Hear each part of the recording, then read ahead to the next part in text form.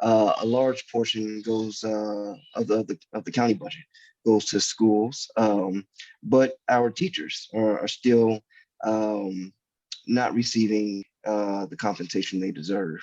How can we better support our teachers' salaries? Absolutely. A big part of that is reprioritizing our expenditures. I talked about we've had a lot of growth in our budget in some areas and not in others. I didn't mention this earlier, but I've mentioned it in other talks that the sheriff's department budget grew by about 13%, while our public health budget was growing by 0.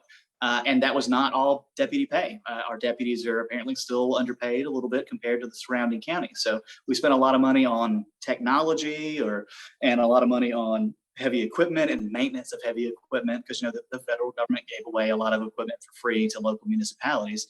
But the reason they did that is because now the maintenance budget is on us. Mm-hmm. So we've taken on a lot of these unnecessary expenses in our policing strategy that doesn't prevent crime, as we discussed earlier. So I think if we reprioritize that money, that's going to help our teachers. That's the first step. Get the money that we're spending that's not functional into the budget for our teachers.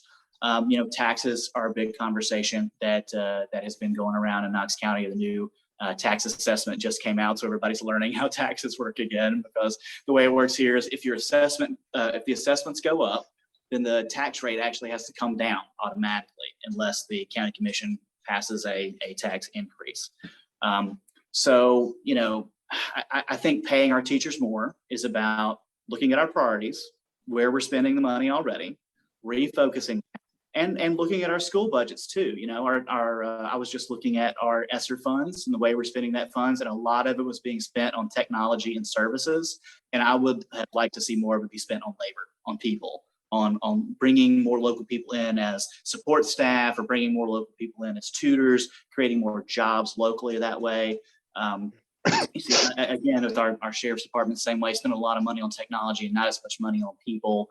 And I think both our overall budget and our school budget can be focused more on getting our teachers well paid, because if you look at all of the interventions you can do in school, all the extra tutoring programs and all these after school programs and how they affect grades, those things do provide enrichment for students, do make classrooms better, do promote student achievement. But the number one thing is good, well-paid teachers and right-sized classrooms.